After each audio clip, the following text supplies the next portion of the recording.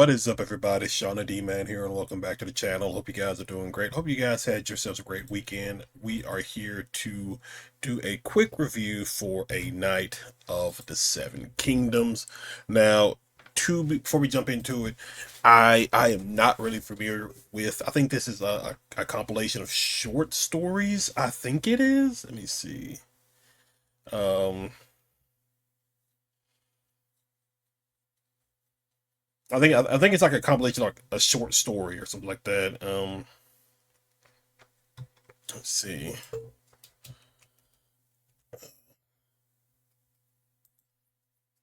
So, trying to see if I can find a good way to. Okay, so, all right, so a prequel series, Game of Thrones, third, Tall, the Hedge Knight. I was trying to see what this was based off. Like, I know it's like based off a book or like a series of books, but this was something I was very much really interested in seeing when it was announced. Well, it was announced, a while back. Then we got the first trailer a couple of months ago, and I really, really liked what I saw from the trailer. It just looks so vibrant. Like you throughout this episode, at least this first episode, it just it was just such vibrant colors, and I really, really enjoyed it. Now this is supposed to be set like a century before the events of Game of Thrones. We follow a Sir Duncan de Tall, who is a hedge knight. So what we learn, so this is the first for me because I'm learning stuff about this. Now there may be stuff that it probably is not get that doesn't get into the show, but people might be familiar with like the short stories or whatever. We open the episode with him burying the knight who he was a squire for several years. Um, it was funny because like at the beginning, after he buries him and he's talking to the horses about, well, what's the next plan basically. He's like, I could sell you three and eat like a king for like a year or two. I could go to King's Landing, Lannisport, and you work be a city watcher. It was really funny because um uh, they played the Game of Thrones kind of theme to it, and then it just goes to him like just having diarrhea or something. I was just like, oh wow, that's great. I love it. But this main episode is just for us to get introduced to these characters that we're going to see throughout this, I believe, 8, 9, 10 episode series. And you got Sir Duncan, who is a hedge knight. He's going to Ashford to play in a tournament. So the tournament basically is like, if you lose your armor, your gold, your horses, and they'll be ransomed back to you or whatever. So he's a hedge knight because he gets to Ashford and he speaks with the person in charge of the games and everything, and he, the guy's like, were there any witnesses to you being knighting and things like that? Because a knight can make somebody a knight. We've seen that before. Like a good example that I can think of is Orlando Bloom in Kingdom of Heaven. He does the same thing for several of the men there, where basically all the knights have left Jerusalem, and they're like, we have no knights to defend us, and as long as you hold that, as long as you stand by the oath that you swore to uphold, you're a knight. And so, but in this case, it seems like because we get a quick flashback of a younger Duncan, Sir Dunk, and he asked the knight over him if he will knight him uh, when he gets older and everything like that. And it's not a yes or a no about it. It's just kind of like just like a spit and a look at him. And so So it's not really clear. Now, obviously, people who are familiar with this set of stories or whatever probably know more about it than like somebody like me who's never really knew anything about it. Like I watched Game of Thrones and I watched season one of House of the Dragon. Um and so it's gonna be interesting to see it, like I guess we really don't know if he was made a knight or not. But he comes across this inn on his way to Ashford of a little squire boy, a little orphan boy that we come to find out, which we've seen throughout the trailer, and I think people have talked about it. There's something important about this particular character who goes by the name of Egg. Sir Dunk goes into the little tavern, gets some food, and then there's a drunk guy. Um, Kind of gets a little hostile, talk about like I know you're trying to kill me, or like he had a dream or something like that, and he slams down a Targaryen coin, and then heads back up to go to his room or whatever. I guess well, we're gonna see him. I think we've seen him before too, in one of the trailers. I don't know if he's like the main Targaryen, um, um, in this series, but it stands to believe that he is a Targaryen. Um, So basically, afterwards, he makes his way to Ashford, and we get to where he's trying to talk to the keeper of the games and work his way. It's a funny moment because he's like he called what is it called, the Ashford chair, where he kind of like playfully messes with Sir Dunk, and because he doesn't look like a knight, he doesn't have armor and anything like that. He has flies around him. There was like a moment where the guy just like catches a fly with his bare hand. Um, and so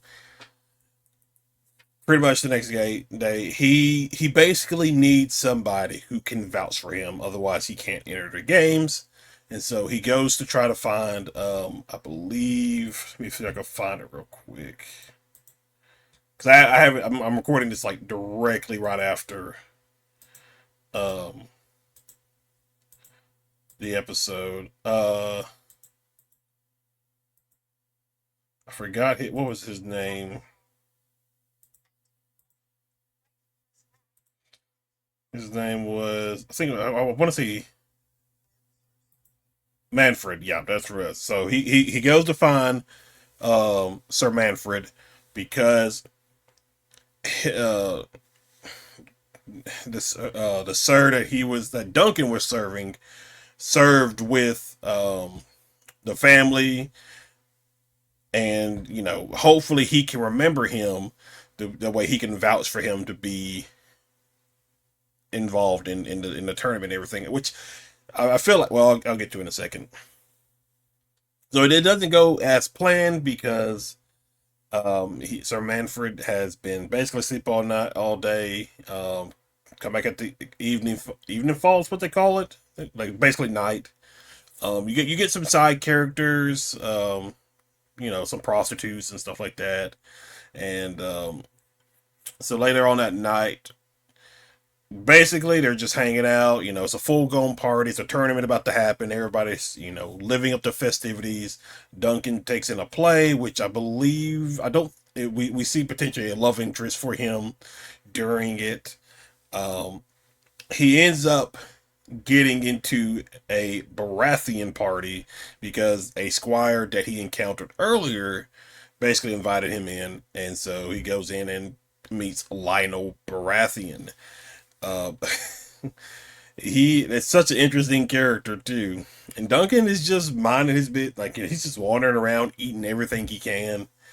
He has conversations with Lionel. I feel like Lionel is gonna be somebody that vouches for him in the tournament.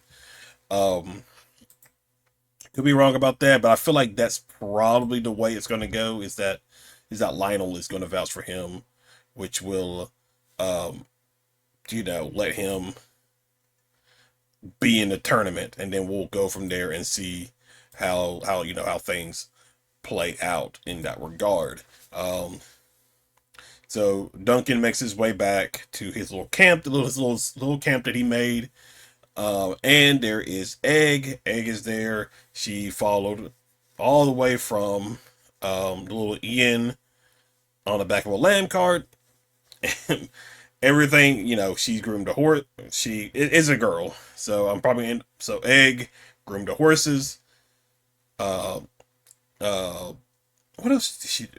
Caught some fish, made a fire. She said, because Egg was like, I could have made you set up your pavilion, but you don't have one, and so I think Duncan is like, he probably sees himself in the squire that we saw earlier when he was jousting with his cousin, and Egg. I feel like he probably sees himself in those, because he was a squire himself at a certain point, before, um let's see where you at. So let's see. It was yeah. So overall, this first episode actually flew by relatively fast. I was, really enjoying it. Nothing really happened. Like, it was just a nice little get your feet wet into this different era of the Game of Thrones universe. Um, it was quite nice. I really, really enjoyed it. Um, Characters seemed fine. I didn't really see anything wrong with the show so far. Like, I mean, it's episode one. I say that, but a lot of episode ones typically don't do very well. But overall, like, I thought it had some humor in it. It wasn't nothing like where I was like, ha ha ha, ha, laughing my butt off or anything like that. But there was some pretty fun humor in there. Everybody seems to be doing great. Got to see who is playing Duncan. You got to see plenty of his cheeks. That is for sure. Uh, Peter Claffey, Claffey, if I said his name right. Um, you have to see pretty much a lot of his cheeks in this first episode. Um, yeah, I mean, that's relatively. There was just really nothing negative to say about this first episode. It was a very simple introduction of these characters, introduction of this different time period of Game of Thrones. Because when does this take place? I know it said a century before Game of Thrones.